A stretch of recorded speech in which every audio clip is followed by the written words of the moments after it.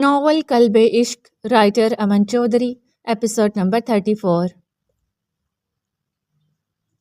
آیت آقا جان لوگوں کی طرف آئی ہوئی تھی تو وہ اسے وہاں سے پک کرنے آیا تھا۔ اینا بھی اس کے ساتھ ہی تھی۔ آقا جان نے سب سے معافی مانگی تھی اور دلاور کو بھی اپنی حویلی سے بے دخل کر دیا تھا، اس لیے آیت اور ارسل نے بھی انہیں معاف کر دیا تھا۔ دلاور جیل سے چھوٹنے کے بعد بھی کتنی ہی بار ان سے ملنے کی کوشش کر چکا تھا، معافی مانگتا تھا، لیکن کسی نے بھی اسے معاف نہیں کیا۔ وہ دونوں جیسے ہی دروازے تک پہنچے اچانک سے گولیاں چلنے کی آواز آئی۔ وہ دونوں چونک گئے۔ ارسل نے اینا کا بازو کھینچتے جلدی سے دیوار سے لگایا تھا۔ لو ہو گئی گولہ باری شروع۔ وہ گولیاں چلنے کی آواز سنتا بڑبڑایا۔ ایک بار پہلے بھی اینا پر اچانک سے حملہ ہو چکا تھا، اس لیے اسے اب بھی یہی لگا کہ اتنے دشمن پال رکھے ہیں تو نے جو تیرے باہر نکلتے ہی بارود کی برسات کر دیتے ہیں۔ وہ اینا کو دیکھتا بولا۔ اینا کی اچانک نظر اوپر ٹیرس پر آغا جان سمیت سب پر پڑی۔ اس نے تعصب سے نفی میں سر ہلایا۔ ابے ڈفر، یہ میرے دشمن نہیں، تیرے سسرالی ہیں جو تیرے باپ بننے کی خوشی میں گولیاں برسا رہے ہیں۔ وہ دانت پیستے بولی تھی، کیونکہ وہ دیکھ چکی تھی آغا جان آیت پر سے پیسے وارتے اپنے ملازموں کو دے رہے تھے جو گن چلا رہے تھے۔ وہ سمجھ گئی کہ یقیناً اسی خوشی میں چلا رہے ہیں۔ وہ دیکھ، اینا نے اس کا رخ گھماتے اوپر کی طرف اشارہ کیا۔ اوہو، وہ کھسیانہ سا ہوتا سر کھجا گیا۔ چل اب، یا پھر یہیں کھڑے رہنا ہے؟ اینا ایبرو چکا کر بولی تو وہ جلدی سے سر ہلاتا آگے بڑھ گیا۔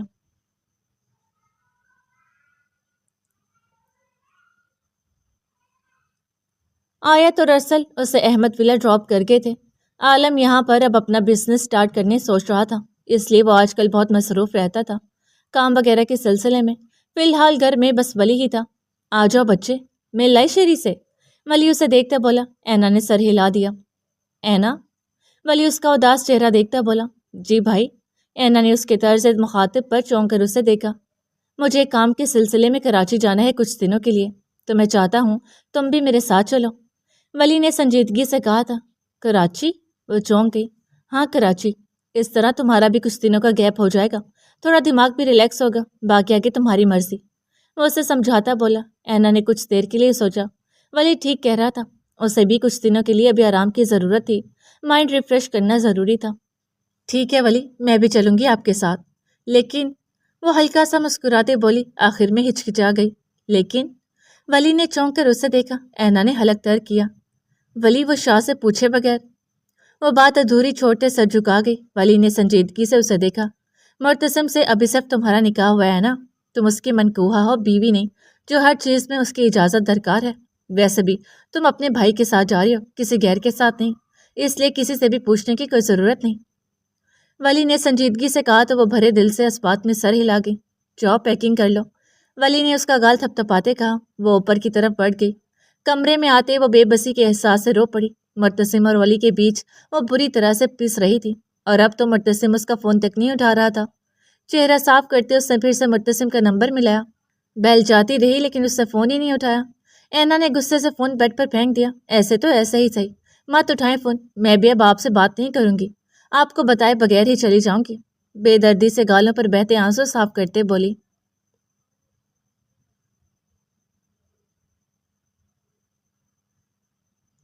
کافی دیر ادھر ادھر گھومنے کے بعد اسے ایک کتاب اچھی دکھی۔ اس نے جیسے ہی کتاب اٹھانے کے لیے ہاتھ بڑھایا، شیلف کی دوسری جانب سے اتنی ہی تیزی سے کتاب کھینچ لی گئی۔ عالم ہکا بکا رہ گیا۔ اسے بکس ریڈنگ کا بہت شوق تھا، اس لیے وہ لائبریری سے کچھ بکس ایشو کروانے آیا تھا۔ ابھی اسے ایک ہی بک پسند آئی تھی کہ وہ بھی کسی اور نے کھینچ لی۔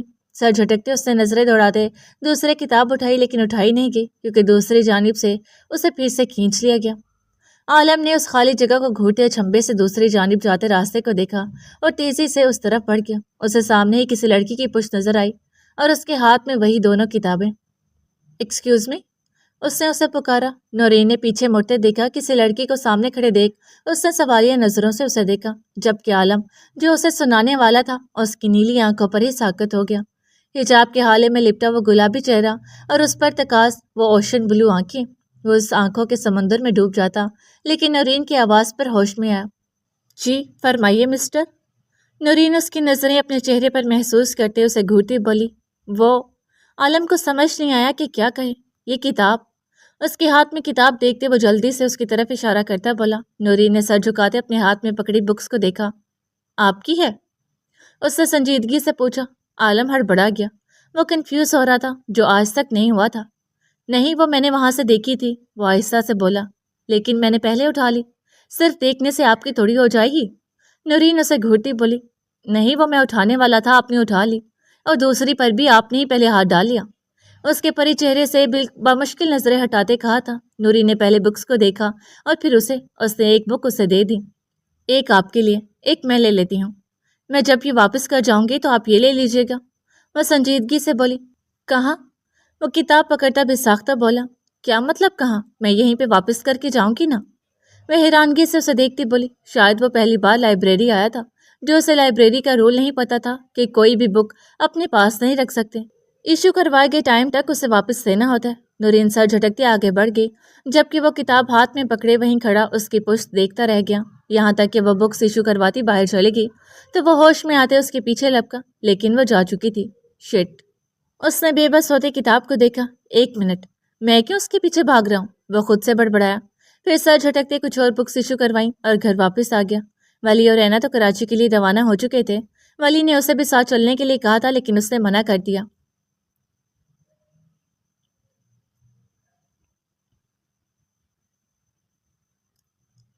وہ لوگ رات گئی تک کراچی پہنچے تھے۔ ولی اپنے کسی دوست کے گھر رکنے والا تھا، اس کا دوست یہاں نہیں ہوتا تھا، اس لیے وہ اینا کو لے کر فکر مند نہیں تھا۔ چھوٹا سا فلیٹ تھا، اینا کو بھی پسند آیا تھا۔ ولی تو آتے ہی سفر سے تھک کر سو گیا۔ دسمبر کی آخری رات تھی، لوگ نیو ایئر نائٹ کے لیے بےتاب تھے۔ اینا کھڑکی میں کھڑی باہر پھیلی ان روشنیوں کو دیکھ رہی تھی، اس کا دل اداس تھا۔ مرتسم سے بات کیے کتنے دن ہو گئے، جانے کہاں تھا وہ، اس کا فون کیوں نہیں اٹھا رہا تھا، اور اس نے سر جھٹکا۔ تب یہ آسمان پر ہر طرف روشنی پھیل گئی۔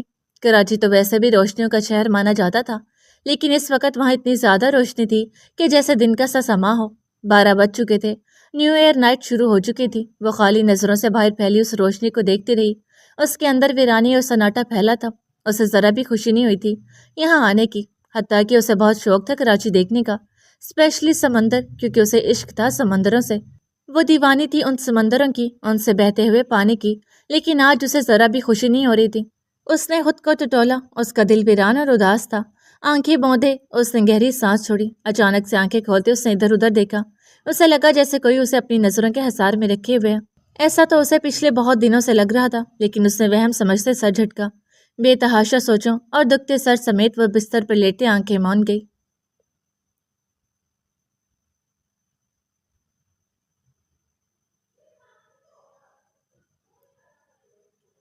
وہ اسے آج باہر گھمانے لایا تھا، شاپنگ کے بعد اسے باہر لنچ کروایا، اور اب اسے سمندر پہ لایا تھا۔ شام کا وقت تھا، اس لیے کافی لوگ تھے۔ غاز، یہ کتنا پیارا ہے نا؟ وہ نیلے پانی کو دیکھتی بے ساختہ بولی تھی۔ غازی نے اس کے مسکراتے چہرے کو دیکھا، ماں بننے کی چمک ہی انوکھی تھی جو اس کے چہرے پر چھلک رہی تھی۔ ایک نور کا حالہ سا تھا اس کے چہرے کے گرد احاطہ کیے ہوئے، ایک الواحی سی چمک تھی جو اس کے چہرے پر تھی۔ بہت۔ وہ جھک کر اس کا ماتھا چومتے بولا۔ اتنے سارے لوگوں کے بیچ اس کی جسارت پر وہ چھینک گئی، اسے گھورتے پیچھے کیا۔ وہ اس کے شرمانے پر کہہ کر لگا گیا۔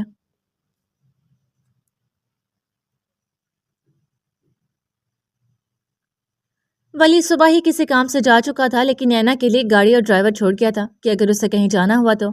اس کا دل ہی نہیں تھا کہیں جانے کا، لیکن وشا لوگوں کے لیے شاپنگ کرنے کا سوچتے وہ مال آ گئی۔ سب کے لیے شاپنگ کرنے کے بعد اسے سی ویو دیکھنے کا دل کیا تو وہ وہیں آ گئی۔ زیادہ رش نہیں تھا، لوگ آہستہ آہستہ واپس جانے لگے تھے۔ اسے ویسے بھی تنہائی چاہیے تھی، آس پاس کچھ کپل سے تھے۔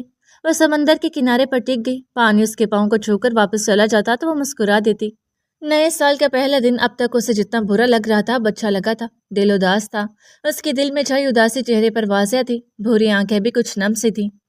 کیا شاہ مجھے بھول گئے ہیں یا پھر مجھ سے بیزار ہو چکے ہیں؟ دل میں جانے کتنے ہی وسوسے آ رہے تھے۔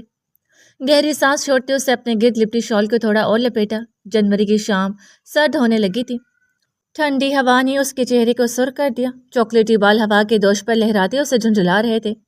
اچانک اسے اپنے پیچھے سایہ سا محسوس ہوا۔ اس نے نامحسوس انداز میں پیچھے دیکھا تو اچھل کر کھڑی ہوئی۔ تم؟ اس کے منہ سے چیخ کی مانند نکلا تھا، جبکہ ساحر اس کی چیخ پر گھبرا گیا۔ تم یہاں کیا کر رہی ہو؟ پیچھا کر رہی ہو میرا؟ وہ آئیبرو جھکا کر بولی۔ ایک منٹ۔ ساحر ابھی کچھ بولتا وہ چونک گئی۔ تم یہاں ہو تو مطلب شاہ بھی؟ اس نے بات ادھوری چھوڑ دی۔ مطلب مرتسم بھی کراچی میں تھا؟ سوچ کے اس کا دل دھڑکا۔ کچھ پوچھ رہی ہوں میں تم سے؟ سامنے کھڑے ساحر کو دیکھتے وہ سختی سے بولی۔ سر نے بولا تھا کہ آپ جہاں بھی جائیں سائے کی طرح آپ کے پیچھے رہوں۔ وہ سنجیدگی سے بولا، کیا تمہارے سر بھی کراچی میں ہے؟ دھڑکتے دل سے پوچھا۔ جی، ساحر نے اس بات میں سر ہلا دیا۔ کب سے؟ وہ بے ساختہ بولی۔ رات سے نکلے تھے تو صبح پہنچے، وہ نظریں چراتا بولا۔ اینا نے ہونٹ بھینچے، مطلب وہ اس سے بے خبر نہیں تھا۔ اگر نہیں تو اس کا فون کیوں نہیں اٹھا رہا تھا جان بوجھ کے؟ اگر اتنی ہی فکر تھی تو خود آتے، ساحر کو کیوں بھیجا؟ بھرے دل سے سوچا تھا۔ وہ رخ موڑتی دوبارہ سے اپنی سابقہ جگہ پر بیٹھ گئی۔ بے ساختہ آنکھوں سے آنسو بہے تھے جسے اس نے بے دردی سے صاف کیا۔ اس کی اس حرکت کو دیکھتے کسی نے ہونٹ بھینچے تھے۔ میم، کان میں لگے آلے سے اگلا حکم سنتے اس نے جھجکتے پکارا تھا۔ اینا نے سوالیہ نظروں سے اسے دیکھا۔ بہت دیر ہو گیا، اندھیرا پھیلنے لگا ہے، ہمیں اب جانا چاہیے۔ وہ جھجکتے ہوئے بولا تھا۔ تو جاؤ تم، روکا کس نے ہے؟ اینا نے گھورتے کہا۔ میں اپنی نہیں آپ کی بات کر رہا تھا۔ وہ بے ساختہ بولا۔ مجھے نہیں جانا ابھی، یہ اندھیرا مجھے کھا نہیں جائے گا۔ وہ سختی سے بولی۔ میم پلیز، سر غصہ ہوں گے، وہ منمنایا۔ کہاں ان دونوں میاں بیوی کے بیچ پھنس گیا تھا۔ اگر وہ شیر تھا تو مقابل بھی شیرنی تھی۔ ہاں تو ڈرتی نہیں ہوں میں تمہارے سر سے، تمہارے سر نہیں لائے مجھے یہاں، اپنی مرضی سے آئی تھی اور اپنی مرضی سے جاؤں گی، سمجھے تم؟ وہ غصے سے بولی۔ دور کسی نے اس کے تیور دیکھتے ایک ایک نقش کو حفظ کرتے بے ساختہ مسکراہٹ دبائی تھی۔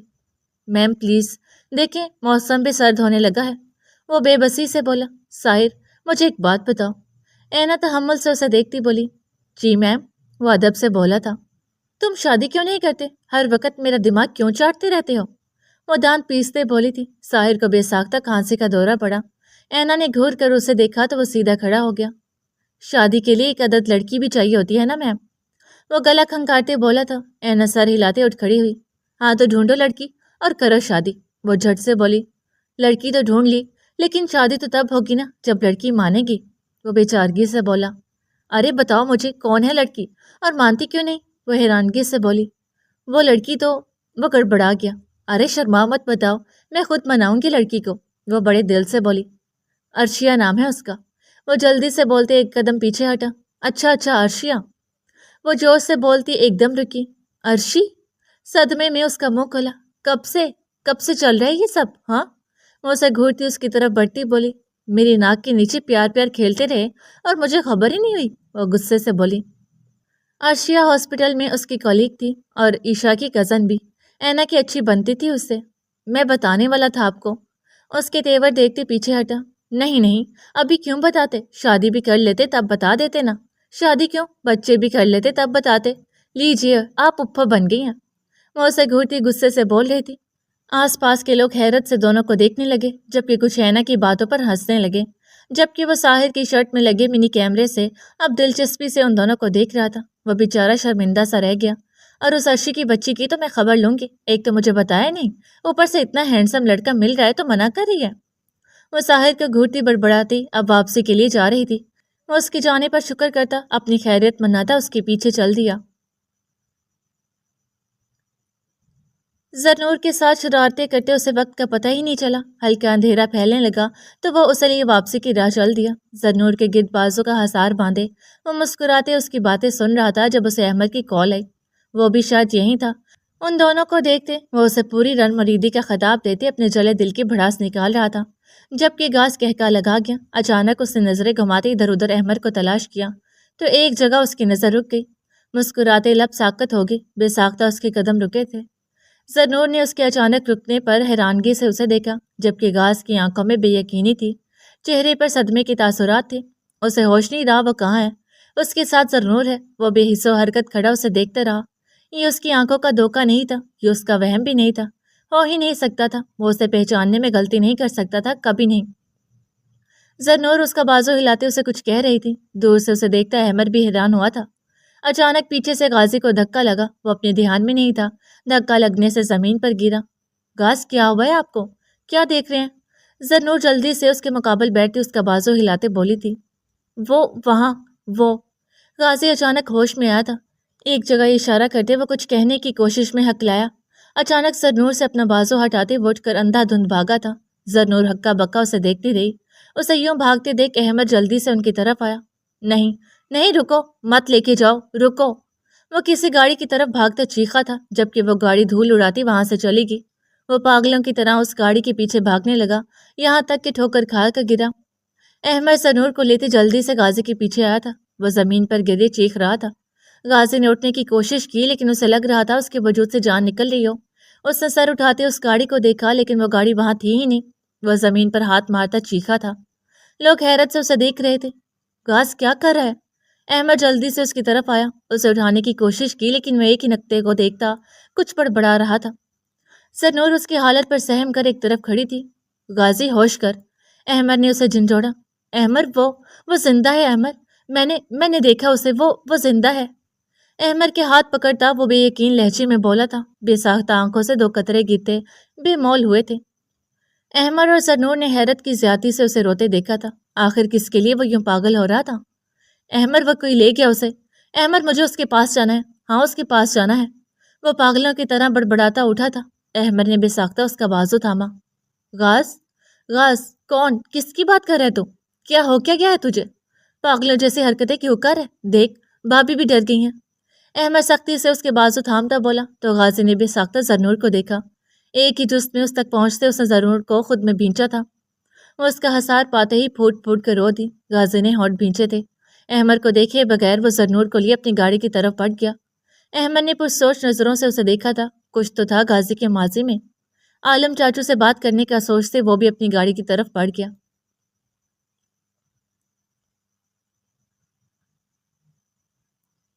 غاز، زنور نے آہستہ سے اسے پکارا۔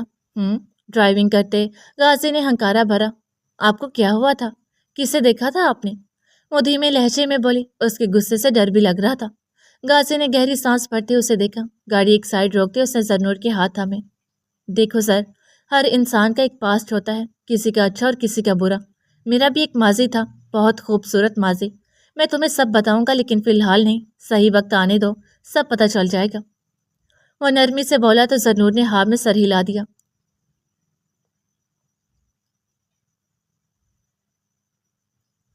زنور کو سلا کر وہ خود کھڑکی میں آ گیا۔ سگریٹ سلگاتے اس نے اپنے اندر اٹھتے اشتعال کو کم کرنا چاہا۔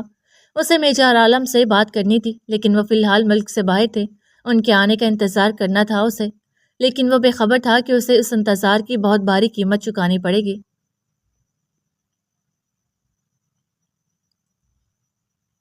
ولی صبح کا گیا، اگلی صبح تک واپس آیا تھا۔ ناشتے کے بعد ولی اسے گھمانے لے گیا۔